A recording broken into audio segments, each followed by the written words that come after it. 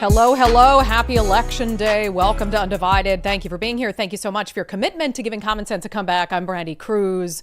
Common sense just right out the window in New York and Seattle. I think it's very likely that at the end of the day today, if not by early tomorrow, it's pretty apparent that both New York City and Seattle will have socialists for mayors, full-blown socialists. They can water it down. They can call themselves democratic socialists. They're not. They're just socialists. So, of course, more people, I think, watching what's happening in New York City, just because it's a bigger city, probably. But Zohran Mamdani looks poised to become the next mayor of New York City. And really, you know, I blame some of the morons who put themselves over what's best for the city. And Andrew Cuomo is not like some wonderful option either. It's kind of crazy to be sitting here a couple years after the pandemic, after everything that Andrew Cuomo did in the state of New York and suggesting that people vote for him for the mayor of New York City. But it's really the only feasible option. Curtis Lewa, of course, has been facing a lot of pressure as a Republican candidate to drop out ahead of Election Day, which he said up and down he wasn't going to do, didn't do it. And look, maybe it's not fair to ask him to drop out, but he has no path to victory. And if he were to have dropped out earlier, I think it would have given Andrew Cuomo a much more likely path to victory. But I don't see really a scenario here where Cuomo's going to be able to pull it off, although it does seem as if, and I've been watching some of the polling coming out and exit polling for early voting, and it seems like older people have come out in greater numbers than expected in New York City. And certainly Mamdani's voters tend to be a little bit younger and misguided. So I don't know. I think it'll be close. But at the end of the day, I think that this, and it's not just that he's a socialist. And it's the same situation in Seattle. So let's just talk about Seattle quick, because I can say the same things about both of these candidates. So Katie Wilson is the socialist running, and it's a technically nonpartisan race in Seattle, so there is nothing next to their name on the ballot, but she's a socialist, and she's running against the incumbent Bruce Harrell, who I think at his core is more of a moderate Democrat, but has definitely tried to act far more progressive in the last few months after he was walloped by Katie Wilson in the primary election. And that's because he's been sort of a do-nothing mayor. He's not particularly exciting. He doesn't do a lot. He says a lot. He's not... how do I explain Bruce? He's sort of boring. He's sort of milquetoast. And I don't think he's the kind of person who can go out there and run a campaign that's really going to excite voters. Unfortunately, you know, he's the best option for Seattle at this point in time. But I just don't see how he's going to be able to pull it off. And even after losing so badly in the primary, Katie Wilson has run a much better campaign since then. But for both of these people, both Katie Wilson and Zohran Mamdani, they have so much in common. They're have put themselves out there as these champions of the working class, yet they have no idea what it's like to be a member of the working class. They're both Nepo babies who have never really had jobs in their entire lives. Zohran Mamdani worked for a couple months for his mommy, and then he wanted to be a rapper because, of course, when you don't have a need to actually have a living and earn a living and have an income, you can be whatever you want. And so he's like, wow, I'll try my hand at being a rapper for a little while. And now all of a sudden he's going to be the mayor of the largest city in the United States. And it's terrifying. And I think he's got there. It's weird. There's these mysterious forces that are propping up both of these individuals. Katie Wilson's parents are academics out of New York and authors. Who she admits send her money every month, and she can't even say how much money they send her. She went to freaking Oxford, dropped out 6 weeks before graduation because she wasn't going to drop out with a bunch of debt and no degree. She was going to drop out with no degree but no debt because her parents paid for it. And then she traveled the world, and then she decided to get in a car with her lover and travel the country and just stop at a place that tickled her fancy. And that's how she ended up in the city of Seattle. Comes really out of nowhere. And now she's probably going to be the next mayor of Seattle. And I was thinking about this last night, and just as someone who's covered politics in City Hall in Seattle for 15 years, I was just trying to picture her up at a podium during an emergency or a disaster or a regular press conference. And I just, for the life of me, can't picture it because it seems so deeply unserious. And the same thing with Zohran Mamdani. I mean, they've been, by whatever outside forces, propped up as these champions of the middle class and the working class, and they're going to absolutely come in and make life more affordable and better for everyone. And they have no experience showing that they can do any of that. Not to mention that socialism is socialism. Socialism has never worked anywhere it's been tried.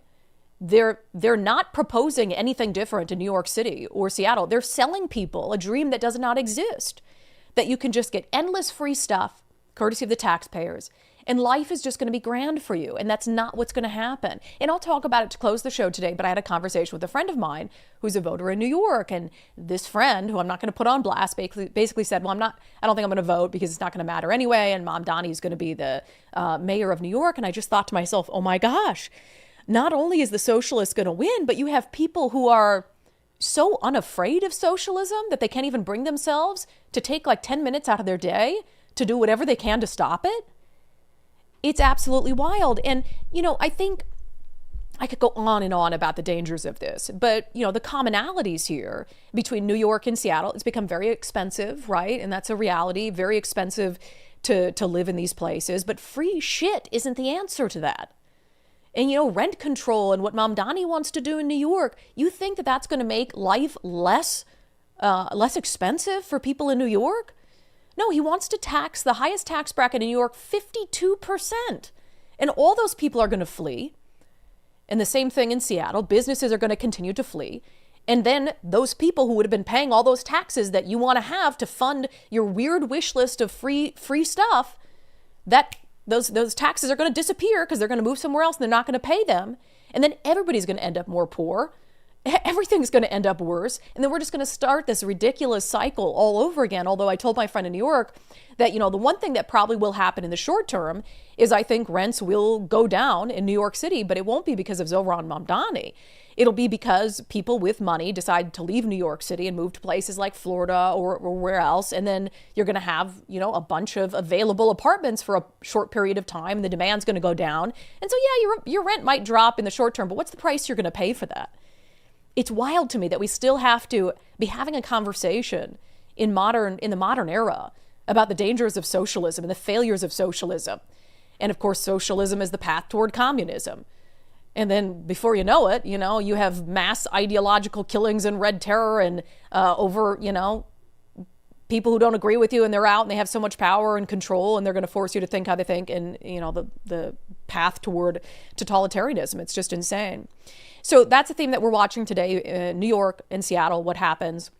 A couple other wider themes that we're watching. So the governor's race in Virginia, I think, is going to be very telling about the direction that this country is going to continue to go down.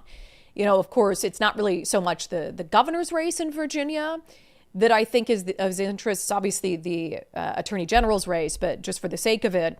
So in Virginia, you have the current Republican Lieutenant Governor Winsome Earl Sears, who's running against a Democratic former U.S. Representative Abigail Spanberger. And look, I don't think Earl Sears is particularly a treasure of a candidate. I think that she's made some missteps for sure. Spanberger is totally milquetoast. I was watching some videos around the campaign trail. I'm like, how is she inspiring anyone to vote for her? But I think the real issue here is what happens in that race, given what's happened in the Virginia Attorney General's race. Of course, you have Jay Jones, who's the Democrat, and he's the one who's out there, texting a colleague that he was wishing death on a political enemy, hoped his kids would die and his kids would see him die, and all these disgusting things that at any other period in American history would be totally disqualifying. But he didn't lose Democratic endorsements. Democrats didn't come out and speak out against him. He's running against the Republican incumbent, Jason Miyares. If Jay Jones manages to get elected, and it's not just any position, it's as the state's chief law enforcer, the person who's supposed to judge everyone else for their behavior, the person who's supposed to enforce the laws, someone who wants to shoot his political enemies in the head and have his kids die. That would show you that there's really no bottom in American politics. There's not. The party comes first, and the party is the only thing that matters, and having a warm body of your political persuasion in the seat is the only thing that matters to people. And that's a really sick, dangerous place to be. And it really wasn't that long ago that it wasn't like that. That you wouldn't have been able to survive and have a political future. You would have had to drop out because you would have been so shamed and so cast aside by your own political party that you wouldn't even be on the ballot because you would have had to drop out of the race and they would have replaced you with someone else. And to me, that should be up and down the ticket. Spanberger should lose just because she hasn't distanced herself from Jay Jones, and I'm not so sure that that's going to happen. The other race I'm very interested in because New Jersey, There's a Rep. Mikey Sherrill, a Democrat who's running for governor against Republican Jack Ciattarelli. And Ciattarelli, he almost won governor last time around. And one of the reasons I'm so interested in this race is you have had a lot of moderate Democrats in New Jersey who seem to have their heads on straight and who have come out and supported and endorsed and campaigned for Jack Ciattarelli. And that's because they're concerned about the economy, they're concerned about crime, and they don't think a Democrat will fix it. And so if that sentiment is true in New Jersey, well, gosh, maybe there's some hope after all that not all Democrats have completely lost their minds and are going to vote for people who continue to fail in the key areas of government, like public safety and taxation, and government accountability and all those things. So those are some of the national races that we're watching. Of course, we are a Washington state-based podcast. There are a lot of important races here, maybe not the sexiest of races, but we've got, issues in Olympia with a couple key seats we'll discuss after this interview that we're watching. We've got the Seattle mayoral race. But I think another thing and a theme has been the continued fight here from Democratic leadership to push back against any assertion from the Trump administration that our elections are not safe and secure. One of the things that I think I disagree with a lot of you on is I like mail-in voting. Maybe I'm lazy. I don't know. I like voting at my counter with my husband and making a night of it. And it is really just convenient. I know a lot of you have some chain of custody concerns about ballots. I share those concerns. I think that whenever you have an issue where you have a vote and you put it like in the USPS mailbox and then somebody else takes it and then they bring it to an elections office, anytime you have another person introduced to the chain of custody, I think that that's an issue. And you introduce opportunities for meddling in fraud. So I share in that. I'm not one of these people who believes that we need to go back to the days of in-person voting, but I do take seriously any concerns about our elections and how they operate. One of those concerns is illegal voters. I don't believe that Washington state has a surefire way to prevent illegal aliens from voting here. When you go to register to vote, all you do is attest in the state of Washington. You attest, and I am a lawful citizen of the United States and I'm able to vote. It's like the honor system. Do you realize how crazy that is? It has to be more than the honor system for someone to be able to get a ballot in the mail and participate in our elections, which should be closed to non-citizens of the United States. So joining us today to talk about that and a variety of other issues related to today's election is Washington Secretary of State Steve Hobbs. Secretary Hobbs, welcome back to Undivided. It's good to be here. Yeah, I made a joke before we started recording. You get to be on your favorite podcast for Election Day. I mean, what a blessing. That's right. That's right. So let's start with just a couple serious things. On the East Coast, they've been having some threats against election locations. Have you seen anything like that in our state? I haven't seen anything yet. And of course, these problems sometimes occur after the election because we're a vote by mail state. And so we'll be on the lookout for that going all the way to certification. Gotcha. And then over the last couple of weeks, we've had a couple, people always send us concerns they have with ballots here. I think we sent your office a few of these. People getting duplicate ballots was a common one we were seeing. And this is different from, there was one base of voters in King County that actually got official duplicate ballots because something was left off their ballot. So this is separate from that. Yes. What is going on with that? I mean, what would be the reason somebody might get two ballots and what should they do? Yeah, no, thank you. And because you send it to us, we're able to address it. That's the proper thing to do. Look, any of your viewers out there, if you see something, let us know or let your county auditor know. They're usually really good about trying to correct it. But in the case of what you sent me, so there was two ballots that you sent me. One had a last name change, and the other had included, it was a slight change, it had their middle name on it. Now, in both cases, the name changes or the address change occurred a little after they had processed or created all these ballots and sent them out. And so what would happen is immediately send you a new ballot. But the voter ID numbers are the same. And so we would catch it when you mail it. Now, if you were to mail both of them, your first one would count, the second one would just be completely rejected. Gotcha. Okay. One of the other, concerns I think particularly right now, given the national conversation, is whether people who are in the country illegally are voting. I know you guys have an ongoing fight with the Trump administration about voter data, but just on a base level, how are you confident, and are you confident that we don't have illegal aliens voting in our election?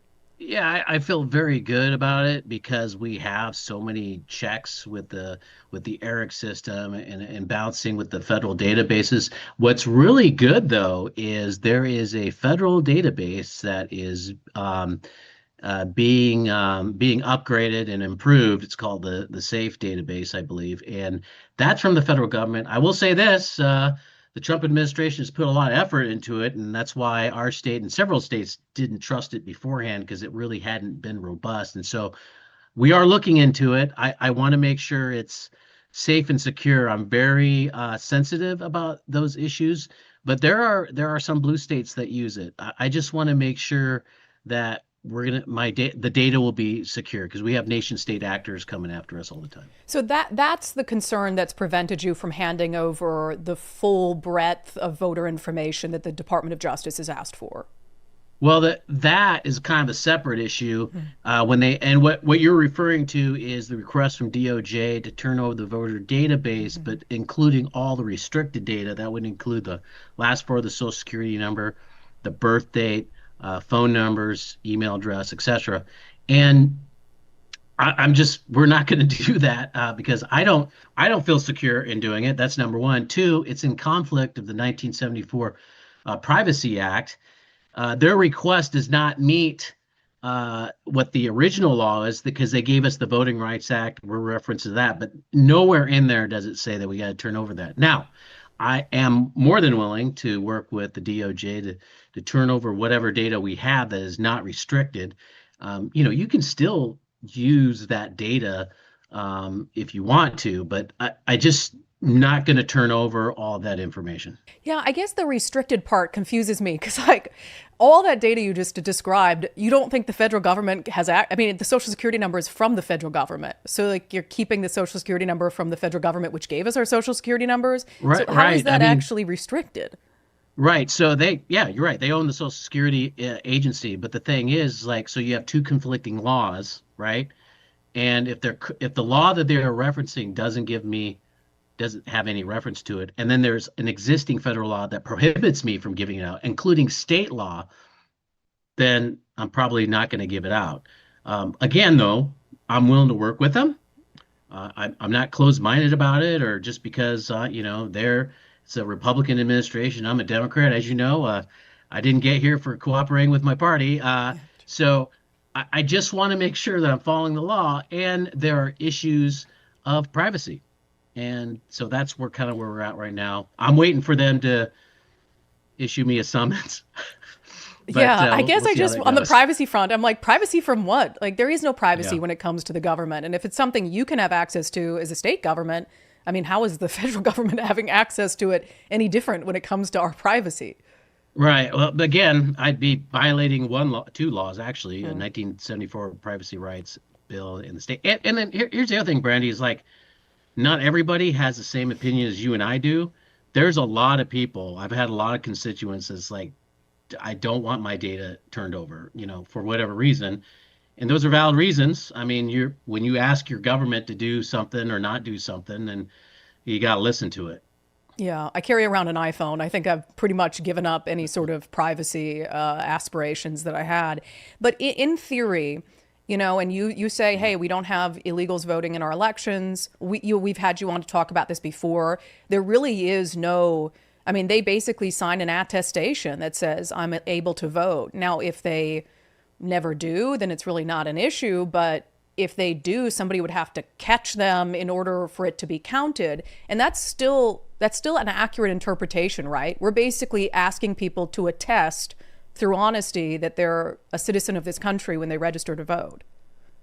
I mean, that's the front end of it, yes. But then the thing is, like, we have caught people that have done it, and there are consequences. So, I hope that we don't have a, that situation. It's sad, but if they violate the law, they're going to be prosecuted. We have gone after people. We've gone after people that have voted the same election twice. And when I say we, I mean the county prosecutors, because it's county prosecutor function. So it's unfortunate, but that the law is the law. And so, if you get caught, you're going to be probably prosecuted. Wouldn't it be a whole hell of a lot easier and more secure to just require them to provide proof of citizenship before they register? Well, I mean, that we're following federal law, right? We're But following are federal law. you? Well, we are.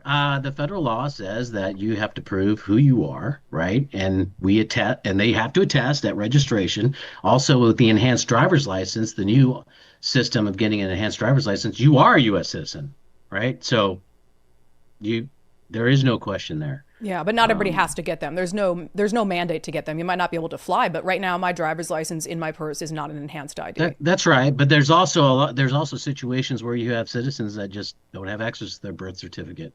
A lot, I had my mother-in-law move here in Washington State, and she didn't have her uh, birth certificate with her, and she's a U.S. citizen, and she doesn't, so Yeah. I get what you're saying, It makes but no we sense. don't have this problem. Well, it makes no sense to you. I get it. No, it It just makes sense makes to a no lot of sense. people. But if the thing is like if you look right at the data, very few non-citizens vote, right? It's the Heritage Foundation, right? They're or Institute. They're the ones that ran a study and they found what less than like 50 over the course of 10 years. So if you don't want to take my word for it, Mhm. then go check out this conservative think tank. Well, I don't care They'll if it's tell you. conservative or liberal. I mean, I think conservatives and liberals both have lied or been inaccurate in their interpretation of data. To Well, me, not this one. I just it makes no sense to me to go through all this stuff on the Mhm. back end when we could just say, hey, yeah, you have to prove you're a citizen on the front end, and then we don't even have to go through any of it. You don't have to expend resources on investigations. We don't have to worry about Heritage looking at data or you looking at data or arguing with the federal government about it. It's like, no, you just prove you're a citizen to be able to register to vote. I don't understand why that's such a complicated concept.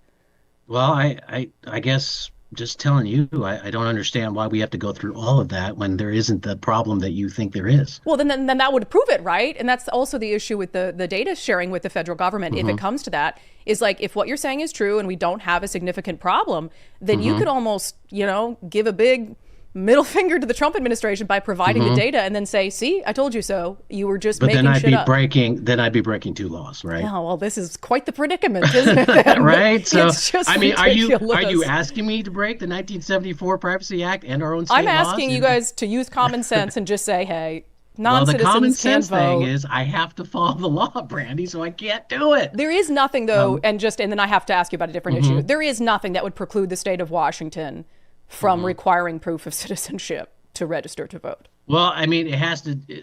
There's no I law. can't do it. It's this. The legislature has to pass a law to say that you have to, physically bring in your birth certificate, and all that kind of stuff. Now, again, uh, the identity of a person is verified at the moment of the registration, like when you're doing your driver's license. Mhm. Um, and I'm looking forward to upgrades of the safe system, right? And so then we will have no question whatsoever, and I can just bounce it off that. But I'm not going to do that till I feel confident that it is a safe system. Okay. All right. I feel like we're just leapfrogging over the most obvious solution. And as you said, the legislature would have to do it. They're not going to do it. So I don't know where we go from here. Really quickly, I do appreciate you speaking out about the attacks on signature gatherers. It's much worse than what we even saw in 2023 and 2024. Is your office behind the scenes working again to try to pass some sort of legislation? I mean, you guys supported the legislation that was brought forth a couple years ago. Is anything happening in that regard for this upcoming session? So Senator Wilson from the 19th District, I'm not sure if you're familiar, if the viewers are familiar with you. He's the ranking member of the Senate Government Operations Committee, which is basically oversees elections. And so we were working with him.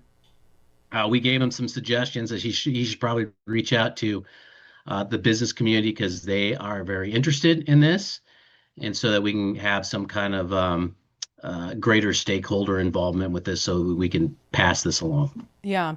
As I said, you came out with a statement. I think eventually the attorney general did as well. And then the governor did, which is great. That's what we want to see.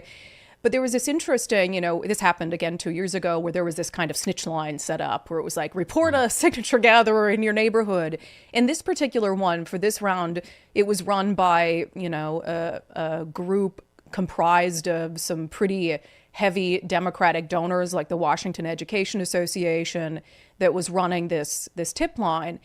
At some point in the last few weeks, they took it down and they scrubbed it and they're not running the tip line anymore. Did you have anything to do with that? All I can say to this is I don't think it's right to harass people who are gathering signatures. This is a democracy. Everyone has a right to voice their opinion to government. And I hate to see these instances where people are harassing signature gatherers. And I might add this, and maybe you've seen it too, Brandi, is policy bills that are being pushed to curb initiatives, right? And what I tell my progressive friends is that you're doing exactly what what Republicans are doing in red districts when Democrats push initiatives. And I can point out, I think it was at Kentucky that pushed protection of choice issues, right? That's an example of an initiative. And so now you point the finger and saying that's bad, but you do it here in this state. That doesn't make any sense to me. And so I don't like it when people put a snitch line out, because then that assumes that you're going to gather there and harass or belittle the people that are there. I think the best thing to do is to argue the policy point on either social media or in the voter's guide or whatever. So you're not willing to say whether you called them and told them to take it down? Well, I didn't contact them. I wonder who did. I have to believe someone did, which is a good thing, right? I mean, these are some of the biggest donors to the Democratic Party, and all of a sudden, this is getting attention and it's taken down. So whoever, I'm assuming someone told them to, and I don't know. So you're saying it wasn't you, but I like to think it was you, Brandi. Well, I told them on my show, but I don't think the WEA would take a phone call from me, actually, and I don't think they'd do anything I told them to do. But one more question Nicole reminded me of: any post office issues because of the shutdown? Yes, very upset about it. The U.S. Postal Service changed their policies on certification of mail, right? They did it as a cost-saving measure. That's what they told me. But what it does is when you put your ballot in the mailbox on election day before the mail carrier, I always told people you're fine, it's going to be postmarked. Well, that's not the case now. So if you're like a couple of days away from the election, you really need to put it in a drop box. Now, if you really want to go use the mailbox, you have to go to the post office right, and have them stamp it right there in front of you, which is that's just too hard. So I just tell people, put it in the Dropbox. Yeah, okay. So maybe we're telling people this a little bit late because it is election day. So we would say Dropbox today for sure, unless you see them stamp it. Okay. Yeah, and I've been hitting all the media rounds and putting social media out, and I don't know when this airs, but hopefully if it is aired today, people will watch this. Yeah, it airs an hour from taping. So yes, it'll air today. Great. There you go. All right. Well, hey, next, once this is over, let's work together on getting that, confirmation of citizenship at point of registration. I feel like let's team up on that. That sounds like a great idea. Are you in? It sounds like an idea that is already happening, so okay, we don't have to worry about sure. it. Okay. All right, Secretary Hobbs, we appreciate it. All right, thank you. Yeah, not already happening. It's just so stupid. It really is so common sense. It's like, no, you have to prove you're a citizen. You can't just check a box and tell us you are. And that saves all the other drama on the back end. Why not do it? Because Democrats don't want to do it, because I believe that they're okay if illegals vote because they think that illegals will vote for them. Now, I'm not saying that our elections are overrun with illegals voting. I'm not saying that, illegals who might have attested, maybe they didn't understand the form or whatever it is, are picking up ballots and voting. But why even risk it?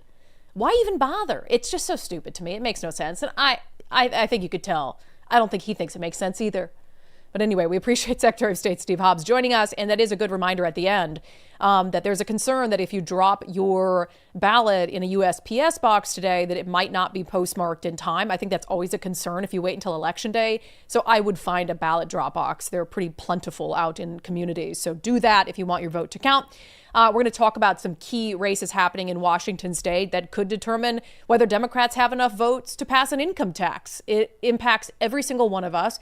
We'll talk about that coming up next. First, if you are a small to mid-sized landlord in the state of Washington, sign up to become a member of RHA, our wonderful sponsors at the Rental Housing Association of Washington. And Lord knows you need some help if you're a landlord in our state. Things are only getting worse and worse and worse, more burdensome by the day. Rent control is not, they're not going to stop at rent control if you think that they got their golden goose and then they're just going to say, okay, now we're leaving landlords alone. Yeah, no. So make sure you have a friend in your corner. That is the Rental Housing Association of Washington. Sign up to become a member, rhawa.org, rhawa.org. It's like $260 a year. They can also help you navigate the existing environment around rules, regulations, new laws, etc. Okay, so we've talked about a few key races that look, Democrats are staying in control in Washington state. That will not change in this election. I don't know if it'll change for years to come, but that doesn't mean that adding a few more seats on the Republican side can't make a difference. It absolutely can, and it will. First of all, it'll rob Democrats of their all-important supermajority to be able to just push through anything they want without any sort of debate or dissent. So there's a few key races that I want you to make sure if they're on your ballot that you are not letting your freaking ballot sit on your kitchen counter if you're in these districts, for the love of God. So state Senate in the 5th district. Victoria Hunt is the Democrat who was installed in that seat after the former holder of that seat passed away, unfortunately. Chad Mogendans is a Republican running against her. You've got to vote for Chad. I mean, even if you're a rational Democrat, you just got to circle the box for Chad Mogendans. Same situation out in the 26th district in the Bremerton area for state Senate. Deb Krishnadanson is the Democrat who was installed in that seat after its previous holder was elected to Congress. Michelle Caldier, the Republican, is running. You've got to vote for Michelle Caldier. I will personally call you on the phone and convince you if you're not convinced. Maybe I shouldn't offer to do that, but we just need to make sure that the balance of power isn't so outsized toward the left. And then on the House side, this is a very important race in the Burien area, State House 33rd District. Edwin Obras is the Democrat who was installed in that seat. Super lefty, would vote for literally anything Democrats wanted him to vote for. He's just a warm body in the seat. He's running against another Democrat, Kevin Schilling, more reasonable Democrat, pro-business, pro-public safety. He is trying to challenge Edwin Obras to that seat. Now, because Kevin Schilling isn't just a yes man for the Democratic Party, the far left fringe of the party is out to get him. As we talked about on the show yesterday, despite being a Democrat, there's this PAC called New Direction PAC. It's like funded by all the left-wing unions. They are attacking him as a mega man, a shill for Donald Trump. And that's obviously ridiculous. He's always been a Democrat. He's certainly not a super fan of Donald Trump, but they just think that voters are so stupid that if they send that mailer to Democratic voters, they'll say, oh my gosh, Kevin Schilling says he's a Democrat, but this mailer says that he's a MAGA man, so I can't vote for him.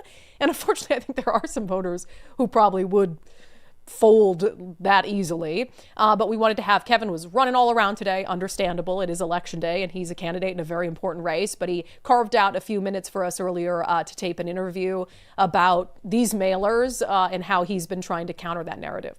Kevin Schilling, happy election day. It's finally here. How you feeling? Feeling good. We're feeling confident. We've worked really hard. We've knocked on 30,000 doors. We've talked to thousands of voters. We're doing our best, and we're feeling really good about the outcome for today. What is the focus today? Is it knocking on Republican doors, Democrat doors? Do you have a certain voter base you're looking to reach? The focus today is just getting people out to vote. We've knocked on over 30,000 doors, and we've identified thousands of voters who are in favor of supporting me, and it's just about getting those people out to vote and to turn in their ballots. Yeah, so this is an interesting race because it's D on D, but there's a lot of difference, I would argue, between the two candidates. We talked about these mailers that are sent out by a left-wing PAC, painting you as a MAGA man, as a MAGA extremist. To me, and correct me if I'm wrong, I almost think that does not hurt you. considering I think you need Republicans to come out and vote for you. I'm glad you brought this up because we found out just yesterday that same PAC sent out a mailer to Republicans saying that I'm too liberal. So they're doing the same thing to me that they're doing to Michelle Caldier in the 26th, where they send out, for weeks, they send out mailers to Democrats saying MAGA, MAGA, MAGA. And then the last day they sent out a mailer to Republicans saying he's too liberal. So I think voters are smarter than this. We've presented a new sort of different message to voters around fiscal accountability, around public safety responsibility, around not just increasing every tax, about being efficient and effective and focused on outcomes. And we've talked to Democrats, Independents, Republicans, we've talked to everybody. And hopefully that coalition is going to be what turns out today for something different in Washington State. Yeah, and I mean, so you are a Democrat at the end of the day. You and I have disagreements on things, but what do you think this PAC, specifically the largest contributors to it, are like the Washington Education Association, SEIU, some of the further left unions? What do you believe they're so concerned about as it pertains to you specifically? Well, it's interesting because we've talked over the years, and I'm someone who just thinks we need more accountability and efficiency in government and not just raising every single tax. It's hurting working people. It's hurting the middle class. And I think folks that are in the sort of SEIU PAC world are afraid of someone who's not just going to say yes to everything they want. What about an income tax? You probably heard the news that they're planning on floating an income tax for high earners. Is that something that you're willing to take a position on? No, do not support an income tax. I think an income tax is just a path down continuing to hurt working people, middle-class people. We need to grow the economy. We need to fix our budget situation. This is a spending problem, not a tax collection problem. So we need to be better with taxpayers' money. We need to be more responsible with taxpayers' money. And we need more Democrats in there who are willing to say we need to be responsible with taxpayers' money. Do you think you can withstand that pressure, though? You would be caucusing with Democrats. I've heard that it is a brutal place, the caucus rooms in Olympia. And there are existing Democrats who are moderate who get beaten down and really punished when they don't. I mean, they've come on the show and talked about it. So how prepared are you to resist the bullying that will take place if you do not vote with them? That's a real question. Totally. But as you've seen, over the years, I've been pummeled with criticisms for other things, and I've withstood that and gotten policy changed and improved things in Burien. And that's been through years of criticism from people in my own party anyway. So I'm used to this. This isn't something I'm not used to. And I think I'm able to be in a caucus room with folks who are maybe afraid to take a stand that's a little bit different and say we can be Democrats who don't want to continue just to raise taxes and have no responsibility and no efficiency in what we're spending on and having no accountability. I think Democrats who are afraid of that and worried about that should be more comfortable standing up and saying we don't want to support more of that, especially if there's more of us in there who are willing to do it together. Yeah, we know you're running event to event. So just in the interest of your time on this election day, I think the best use of it for this show is to speak to probably moderates and conservatives who might see the D next to your name and think, no, not for me, and leave it blank. What do you say to them?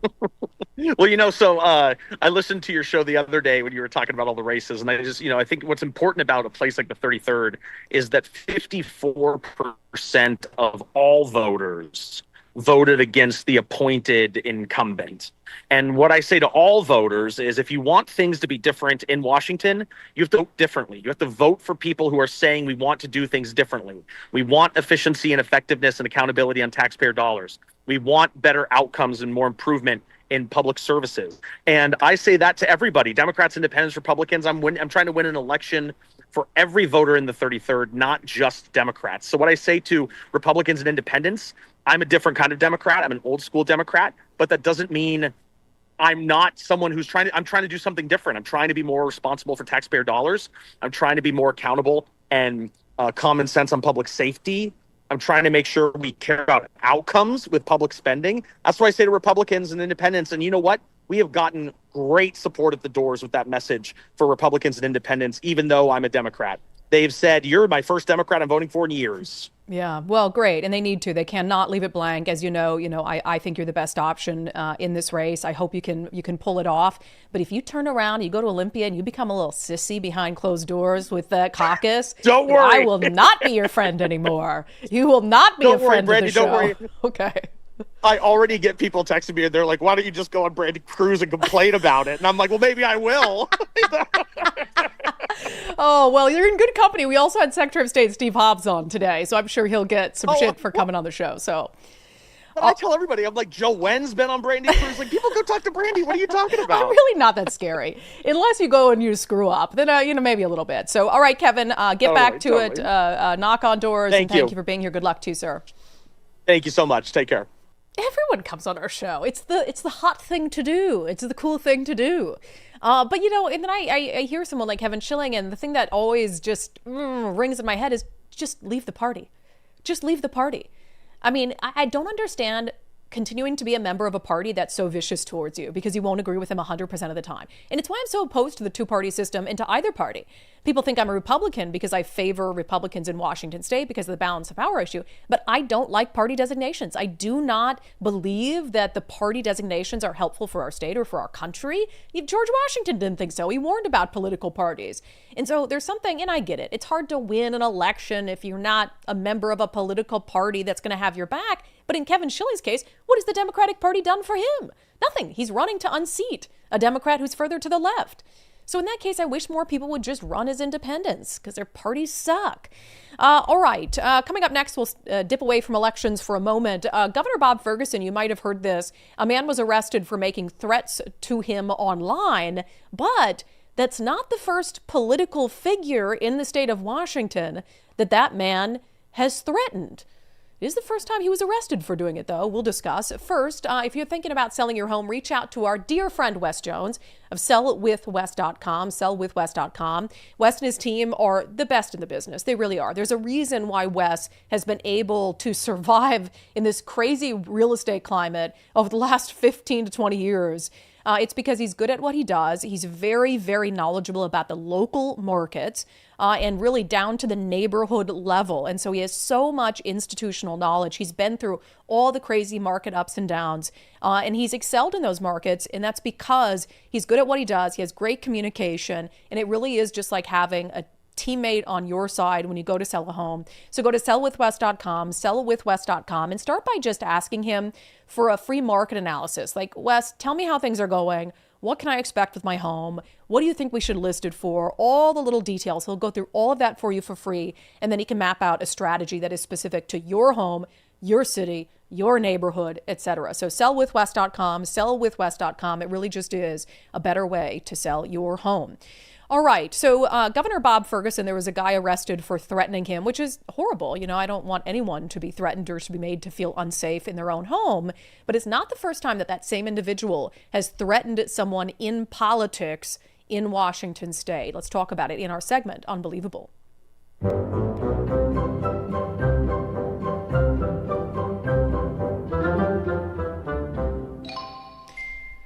So my purpose for doing this today is I really don't think that this should have been allowed to get to the point where Governor Bob Ferguson's life was potentially in peril, because the individual who was arrested for threatening him had a long history of very concerning and questionable behavior that was being reported to police departments and prosecutors' offices that then did not do anything about it. So there's going to be a lot of stuff that happened behind the scenes over the last few months that I'm going to share with you, and maybe you're hearing it here for the first time. So this was the headline from Fox 13.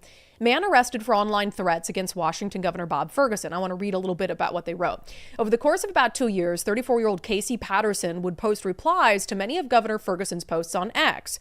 According to court documents, not all of Patterson's post replies were threatening. However, most included insults directed at the governor or had malicious implications. So, he would post a lot of stuff. Not all of it would be illegal or would be direct threats. Some of it would just be like, hey, you're a crappy governor and I hate you, basically. And you can do that, and the First Amendment protects it, but there are some instances where he took things too far. It says Patterson was previously contacted by law enforcement in March of 2024 after repeatedly posting the same photo of the front door of Ferguson's home. One of the posts said, in part, here's a picture of a quaint front door to help you sleep at night. In another, he writes, let me know if you'd like to meet in person to answer some questions. So that's freaky stuff. So he's gone to AG's house in Seattle, taking, and I saw a pretty close-up picture of his door, saying, I hope this helps you sleep at night. And that is absolutely a threat. It says authorities believe Patterson personally took these photos sometime between July 2023 and February 2024, including the picture of the door. And then over the course of 2025, Patterson continued posting the same pictures of Ferguson's front door, as well as listing the governor's home address multiple times. Patterson also allegedly posted a picture of an AR-15 rifle with a suppressor and a 60-round drum magazine, writing, "What kind of magazine does your personal security detail use? By the way, eat shit, loser." So that's obviously threatening behavior. And I can tell you from my perspective, I want to put my public figure hat on. There are a lot of things that come into me that are questionable, that are in my personal perspective that make me feel threatened, but that probably aren't against the law, where people are suggesting things or veiled threats or whatever it is.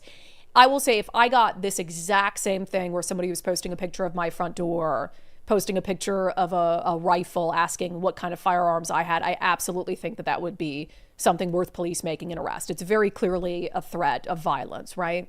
But it can be difficult sometimes figuring out, because this guy was engaged in this behavior over the course of several years. And apparently the Washington State Patrol had contacted him at some point. He ceased the behavior for a period of time, and then he picked it back up. And that's when the State Patrol went to arrest him. But here's what's so concerning is that this same guy had been for the last several months threatening our friend Ari Hoffman, a conservative radio host at KVI. And in fact, if you go look at this guy's X account is still up, and you look at his posts and you take them all together, it wasn't just Ari. I mean, he'd been threatening toward other elected officials as well. You know, he wanted to meet Ari Hoffman to engage him in a physical fight. He'd been posting pictures of his gun. And then he even showed up. And the crazy thing is, I knew all this was happening to Ari behind the scenes. And we met Ari, Nicole, this was the day we met Ari out, right, with his wife. And he was really, this summer, Ari was really, I could tell he was really, I don't know if scared, but frustrated and spun up because he had been at this event, the Bremerton Air Show, over the summer. And he said, that guy I've been telling you about, who's been kind of making these veiled threats on social media, he showed up to the air show. And Ari told me at first he didn't really put two and two together, that this was the guy who'd been harassing him. But then the guy introduced himself, and the conversation, this guy taped himself on his cell phone, confronting Ari Hoffman at the air show, and then posted it to his X account. Here's part of that video. Just listen to how menacing and threatening he sounds. Oh, Ari, right? Hey, Casey Patterson. How you doing? What's going on? Hey, that Casey Patterson. Yeah, I was going to say. I'm going to finally meet you in person. Yeah. Can I help you with something? Yeah, when are you going to enlist? What are you going to stop lying about who you are? I didn't lie about that. You lied to him when you called my show. Yeah, because I knew you would hang up on me. We hung up on you because you lied to us. Yeah, because I lied about who it was. You said I lied about why I called. What did you say when you lied to my producer, man? Funny that says "Make America Great Again." You got a point you want to make? Yeah, there should be another country on this. You got a point you're trying to make? Yeah. We're going to stay in touch. Are we? Oh, yes, we are. Is that a threat? A threat? Is that a threat? To stay in contact with you? Oh, no, some things you said. Not that great. Yeah, we're going to stay in touch. And I'm sorry. Like, yes, this guy already had a history of making these menacing posts toward Ari. Ari had been trying to get police to do something about it. So here's the thing that really pisses me off about all this. And I feel like it's two different standards. So when this came out about Bob Ferguson getting threatened and the name came out, and Ari realized, oh my God, that's the guy who's been threatening me and showing up. You know, before Ari had made that public, people were like, oh, conservative, you know, attacking Bob Ferguson and all this stuff, and conservatives are violent and all these things. Well, no, he'd been attacking conservatives and harassing conservatives as well. But the police didn't do anything about it.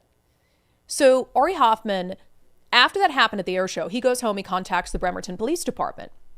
They basically said, and he sent me kind of an explanation of it because I was trying to remember the conversations we'd had about it. So Bremerton police don't do anything about it. They basically said there's nothing that they can do about it. So Ari decides to reach out to the Seattle Police Department. And because actually that's how it works, is if you're threatened, and this happened to me the other day, I'm dealing with it right now. I don't tell you everything that happens to us, but I'm dealing with a case where someone from a different area of the state threatened me. And I had to file a police report with my police department. That's how it works, wherever the victim is located, right? So Ari reached out to the Seattle Police Department, met with the Seattle Police Department, and SPD decided that there was enough to refer the case against this guy, what's his name again, Casey Patterson, to the prosecutor's office. So here's the crazy part. Sorry, Nicole, I got to clear my throat quick. If you can give me a quick. Thank you. So he reported it to SPD. SPD came to Ari's house, interviewed him. 48 hours later, they said, hey, we have enough to refer this case to prosecutors.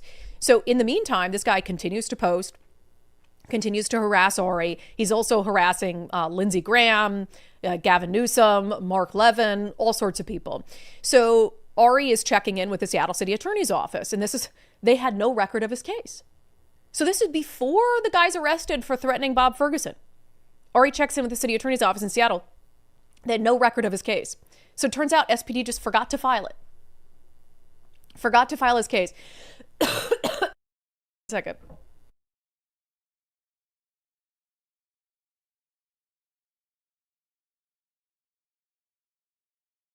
Sorry, I'm still getting over my little cold situation. So they just forget to file it. He says after it was filed, it was almost immediately rejected by the prosecutor's office, claiming that SPD didn't have jurisdiction over the case, which makes no sense because he lives in Seattle, he works in Seattle. So here you have a situation where this same guy is threatening Ari Hoffman, shows up at an event where Ari Hoffman is. Seattle prosecutors don't do anything about it. But if it's the governor, and again, it should be taken seriously. But if it's the governor, then you're going to do something about it. So it's a totally different standard of justice. And what had happened if this guy, Nicole, can you put up the social post? I need a screen up so I can really cough. Sorry, I got something in my throat. Give Nicole a second.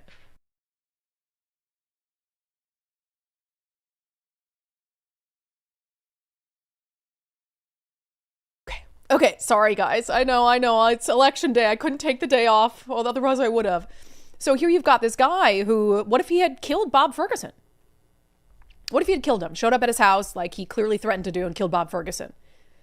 And there would have been an opportunity to have him arrested previously for engaging in this behavior. But I guess maybe because it's a conservative radio host, it didn't matter.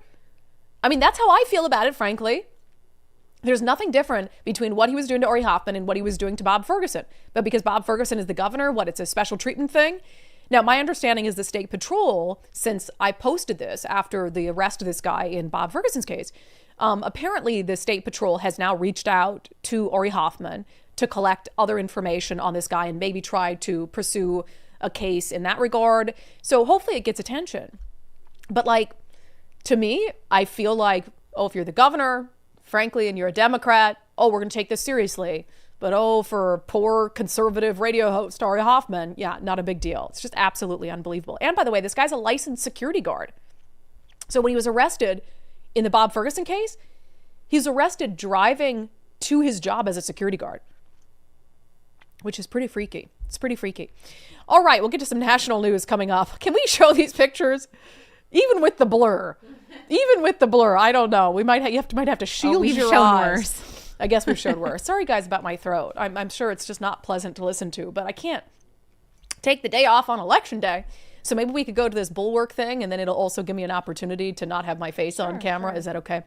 All right. With talk of the AI bubble, are you concerned about the strength of your retirement portfolio and its susceptibility to risk? If you're not quite confident in how it's positioned for 2026, join Bulwark Capital Zach Abraham for his free Review Preview live webinar, November 20th, 3:30 p.m. Pacific. It is going to be Bulwark's final webinar of the year. They'll discuss the impact AI is having on the market. They'll do a preview for 2026. They'll also talk about how critical Bulwark's deployment of value investing is to retirement portfolios, plus a full reveal of how Bulwark is always looking for opportunities to lower risk, lower cost, and give your retirement as much upside as possible. Register now for the free November 20th webinar. Schedule your free Know Your Risk portfolio review and subscribe to Zach's daily market recap at knowyourriskpodcast.com. That's knowyourriskpodcast.com. Okay, on to some national news. Poor Nicole today, trying to give me some strategic breaks to clear my throat. It's disgusting. This story is crazy, but honestly, it also gives, as crazy as it is, it gives me so much hope about we're going to move on from this radical gender ideology nonsense. And what did I say on the show yesterday? The lesbians are going to save America. The God bless the lesbians. They really are going to save America because they've freaking had enough. They have had enough of the radical trans ideology, foisting men into women's spaces and all that nonsense. So there's this video going around. There's a woman named Tish Hyman. She's a black lesbian, which I think is important to kind of keep this in mind. On the hierarchy of wokeness, apparently a black lesbian is still below a trans dude, a dude who thinks that they're a woman. Okay, it's important to know that. So she's at the Gold's Gym in Los Angeles, and she's angry because she sees what's very clearly a dude. You can wear a sports bra, but it doesn't hide the fact that you're a dude, in the women's locker room at Gold's Gym, and she confronts him. Now he knows how to be a man, right? Now he knows how to be a man. Stay out of the women's locker room. We don't want it. He needs to have his gym membership revoked for that shit. And the woman told you. He assaulted me. The girl told already. We already filed reports. No. That's fine. I want the video. You can't get rid of me for this. I'm a woman and I have every right to not want a man in the restroom when I'm naked. There are girls naked in there. Look at them walking in there like it's okay. It's not okay. God, I love her. God, I love her. And she had taken a previous video of him in the locker room, and he said something, I don't remember exactly what it was. It was vile, though. It was like, oh, women like seeing big, COCKSs in the locker room, which is so disgusting and disturbing. So she's had enough. So she takes this video. Well, guess who gets their gym membership canceled? Her, of course. Men, grown men with big dicks in the women's locker room. And that's why I'm getting kicked out. And I want to make sure the girls know. The fuck? Everybody saw that man in the fucking locker room. No one saying Love her. shit. Love her. I'm done with it. It's fucking stupid. It's dangerous. Me naked in front of a man without my permission. I ain't the one who gets kicked out the gym, y'all. I'm terminated for not wanting men in the locker room. Yeah, she loses her gym membership. She has a point. She's livid about it. She should never have been put in a position where she had to take out her phone and record someone in the locker room, which I think is what they're using to say, oh, you're going to lose your membership because you're not supposed to do that, which is understandable. But you put her in that position by basically forcing her to be in a space with a dude. And she's had enough and she does not care. And people, of course, all those cowards standing around, and the men too. There was one man in a previous video she posted where he came up and confronted the dude. And I was like, hell yes, for that actual real man. But all those other men in there, they should stand up and be like, you know what? She's right. It's totally inappropriate, and we're going to turn in our memberships and we're going to cancel our memberships today. Every single sane person standing in there should have done that and said, this isn't right, because that's what it's going to take. And by the way, as with so many of these people who just feel the need to force themselves, it's like, again, adult, you want to be whatever gender under the rainbow you want to be as an adult. Fine, just don't bother us. Don't force other people. Don't force your life and lifestyle on other people. Like, there's changing spaces you can use that are private. Do what you want to do. But like, for some reason, all these people who insist, and he doesn't even try to look like a woman. He doesn't even, it's not like it's a full transition situation. He's bragged about his big you-know-what. Doesn't even try to look like a woman at all. Not that that would make a difference to me in this situation. It wouldn't. But why do so many people who are like that turn out to be criminals? Same situation here. Our friend Andy, no comment. Check out his Substack, no comment, NGO comment. Identifies this individual as Grant Freeman, 32 years old, has spent time in prison for drug trafficking, and now identifies as a woman.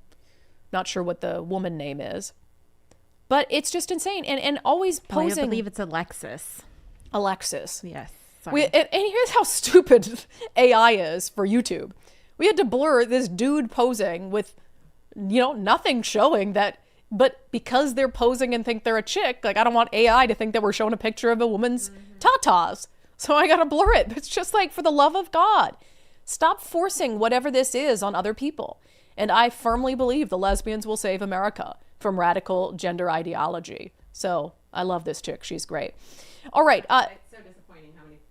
It's so disappointing how many people just stood there and pretended like they didn't see this lady yelling about being kicked out of the gym for this. It's just absolutely crazy. unbelievable. All right, I'm trying to decide if my voice is going to survive this barred owl story. I think I might skip it only because I just don't know if I'm going to be able to do it. So let's get to our daily subscriber show poll. And I might even enlist Nicole in comments to help me read comments today. So gear up for that, Buttercup. Gear up, buckle up, Buttercup. All right, our subscriber poll on Patreon, Locals, and X.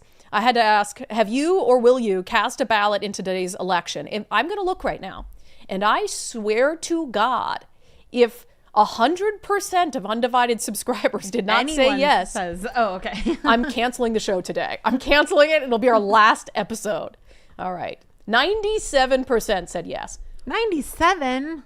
First of all, who are the no's?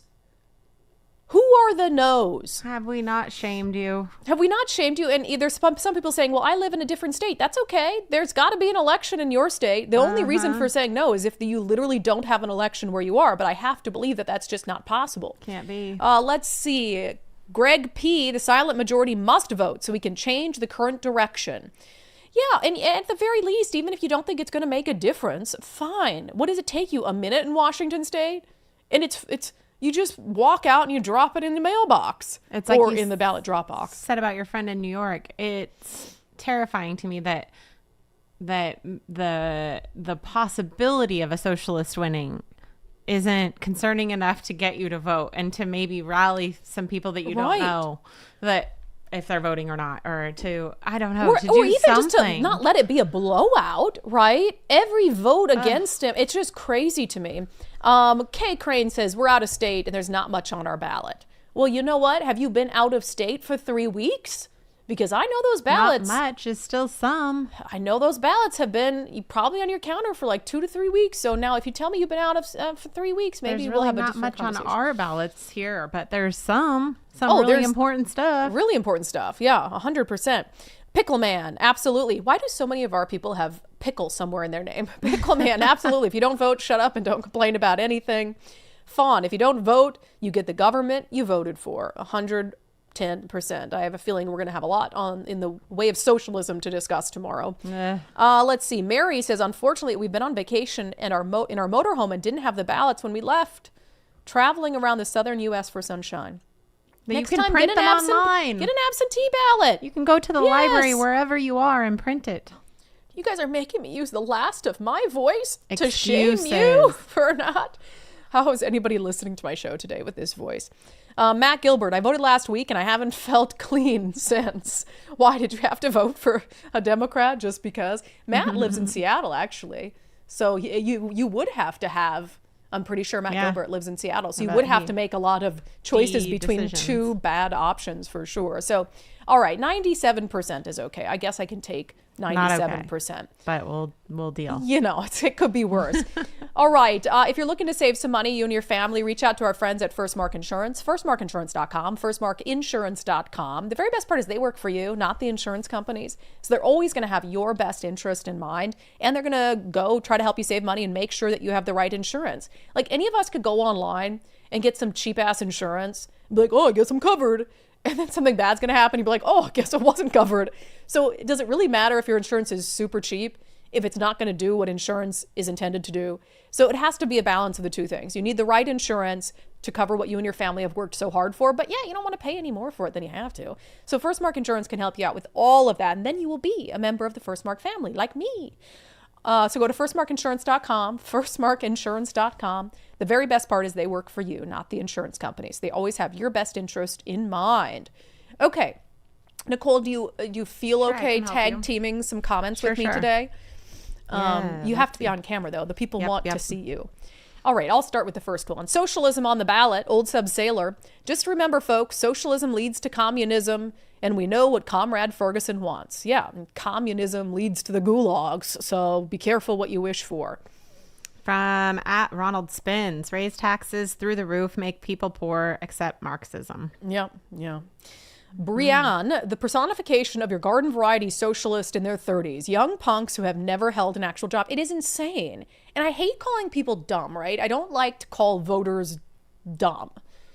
But you gotta be dumb to vote for one of these people.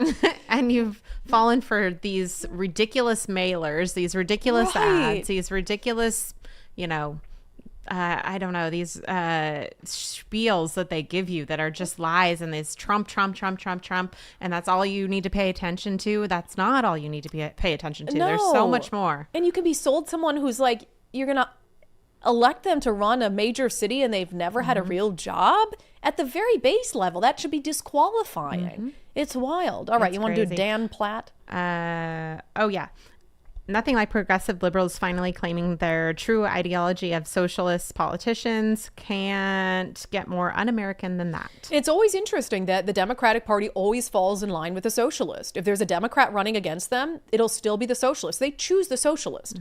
So the Democratic Party is the party of socialism. It's just wild. They don't even hide it. Sherry, a recent meme I liked. If I had $1 for every time socialism worked, I would have exactly $0. If socialism actually did work, I would also have $0. Correct. Yes, I like that one. All right. A few comments on Secretary of State Steve Hobbs' interview. From Leland Taylor, $5 super chat. They have zero problem violating the laws regarding illegal immigration. What is He's he? Go ahead and read it, Nicole. Something. Oh, you're too good to swear on the show? He's nice to come on the show, so we won't swear at our No, I do appreciate, in fact, his office tweeted out our interview as it was happening, which I was kind of surprised about. But I could tell from that interaction that he also thinks it's ridiculous. That's my opinion. But at the end of the day, like, it is stupid not to just say, yeah, you have to show proof that you're a citizen of this country. That is really that is the easiest thing. And you're saying, oh, well, people don't have their paperwork and all this stuff. It's like, well, get it. If you want to vote, get it. Get your paperwork and figure it out. It's just wild. He didn't go with personal opinion. He went with, these are the laws I have to follow. Yeah, and that didn't even really make sense to me. I know. Eric Bath, we are not a democracy. We are a constitutional republic. Yes, that's true, but people always like make this correction. But the phrase democracy is the accurate phrase when you talk about exercising your democracy, like your rights under the democratic process. So we're talking about two different uses of the word here, I think is what you're pointing out. Let's go with B-Bear. There's not a voter problem because Pinky swears there is not a There's not a problem. Pinky swear. Pinky swear. There's not a problem. Yeah. Sherry Fisher, thank you for bringing the Secretary of State on. What is the harm in cleaning out the voter rolls and having both sides, including independents, involved? We know illegals are voting if they were given a Social Security card, and others they gave left our state. Others they gave voting rights, left our state, and died. Please, sir, prove me wrong. All right, on the Fergie story. So Steve B. Great says people are taking their anger too far. Yeah, 100%. And nobody has. This is why you will always. And sorry, I coughed my way through that whole segment, so I just totally trashed it. But this is why I will never celebrate. And I've been so consistent on this.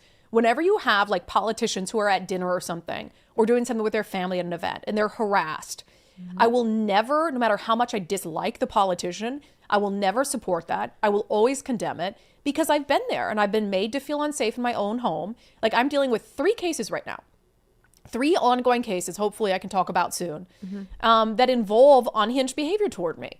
And it's like no one should be made to feel unsafe in their home. There are a million ways that you can express your disappointment or dislike with my political positions or Bob Ferguson's political positions or whatever it is without doing that. And so I think when you take it that far, you're showing how unhinged you are and how unstable you are. Like going to someone's home, threatening to go to someone's home, posting pictures of your gun, that's unstable behavior. Fear. And fear is not okay. Like that, and that's why Nancy Pelosi did an interview this week saying that Trump was scary, or was the bigger threat than on the planet right now. The biggest threat on the planet right now. Absolutely, we should have done that. That is absolutely insane and not okay. And it should not be acceptable to say something like that. It's just absolutely unacceptable. It's protected, but it's unacceptable. Yeah, we should have higher standards. We should have higher. That's what I mean. Like it's unacceptable to have a politician say something that's that ridiculous. Yeah, it's wild. On the gym siding with the white dude in a sports bra over the black lesbian,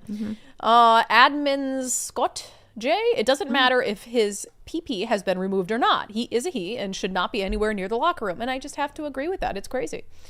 I appreciate us, or I think the more that we out these people as crazy, like that person obviously is crazy, and he has this history of being pretty crazy online and obviously is a criminal. I think that's what it's going to take. Right. These people are not normal. He was disgusting to her in the first video. We didn't air it, but where he's talking about his man parts and how women love it. Right. And it's like, okay, now you've just shown like you absolutely have no place in here. And along with the people that are trying to install fear and politicians, things like that, when you're trying to inflict some sort of fear or uncomfortableness or any of those, you're not a normal person. When you're trying to put that pain on somebody else, like you need to deal with your own issues, and you need a therapist and a little jail time. Mm-hmm. Sharon Barber, holy F, all those other people are acting like nothing is wrong. All them dudes in there are spineless little boys. 100%. I know for a fact that my husband, who is the like most soft-spoken, sweet man, if he saw some of that stuff, he would absolutely march right up and like defend that woman. 100%. No doubt in my mind. For sure, he would definitely step in and try to defuse the situation. Yes, but he wouldn't stay silent if something was obviously wrong happening. I don't know what's happening to men, and I guess that is LA, so maybe those are soft pansy men. I don't know. Yeah. All right. The females there. They like it. What are you... What? Like, no way you want to be in a locker room with a dude naked. There's just no way. Nope. I just don't understand it. Crazy town. Okay, thank you for your assistance, Nicole. I appreciate it. I'm almost there. I'm feeling better than yesterday, though. Yeah, look better than yesterday when you were... What are you trying to say? There were some moments yesterday where really you looked very sad. I can't miss the show, guys. It's election week. All right, we'll get to our closing sanity check next. First, there's a lot of things that Valentine Roofing, our newest sponsors on Undivided, can help you out with. First and foremost, obviously, a new roof or a roof repair. If you're like, I got a leak going on, they're going to come out, they're going to check it out. If they can repair the leak, they're going to repair it. They're not going to push you into buying a new roof if you don't need one. But if you do need a new roof, they can come in, they can make sure that any leaks are stopped immediately while they schedule time to install the new roof on your schedule. And also there's a lifetime warranty, so you can rest assured knowing your new roof will last. And Valentine does so much more than just installing roofs. If you need new gutters cleaned or installed, attic insulation, exterior cleaning, or even custom holiday lighting, 'tis the season. If any of you reach out to Valentine and get their custom holiday lighting, please take a picture of it for me, if you're okay with the picture of your house being on the show, because I would love to see. So call 206 Roofing, schedule your free estimate today. Call 206 Roofing, and please tell them that you heard about them here on Undivided. And let's just do a very quick closing sanity check. Did I just do a Nazi salute there at the end? Yes, somebody's going to screenshot that. Now I'm a Nazi. I'm just going to make this very brief for the sake of everyone's eardrums and my horrible voice today. Go vote. Get your ballots in. I don't care if you think that a Democrat or a little chipmunk is going to take your ballot and change it or whatever it is, that your vote doesn't count because illegals are voting. I don't care what you've drummed up in your mind as an excuse for not voting. Every single person who has a ballot needs to turn that ballot in. Do the research that you need to do to be able to make informed decisions. And as I always say, vote however you want. I always make my recommendations on the show. I think I'm right, generally speaking, but I want you to vote for the person who is speaking to you, even if that's someone who I am not voting for. I just encourage everyone to get their ballots in. And for the love of God, think twice before voting for a socialist. All right, we'll have election results coming in tonight. We're not going to do an election night show, but we will have all the latest on the regular live show tomorrow at noon. Anything else, Nicole? No? Okay. You got your ballot in? I do. Good. I actually put it in the mail, though, so I'm a little bit nervous now. Oh, I put it in the mail, but I put it in the mail a couple weeks ago. Yeah. Or maybe a week ago. So I'm hoping. You can check on it online, though. You go to the Secretary of State's website. You can do a little check to make sure your ballot's been counted. So I recommend doing that as well. And let's just pray for the country. Let's pray for Seattle. Pray for New York City. Pray for America. That God will protect us. Is this my first prayer I've ever done? Wow. Please, God, protect us from socialism. Amen. See you back here. I got Nicole's seal of approval. See you back here tomorrow at noon, and I'm hoping my voice will sound even better by then.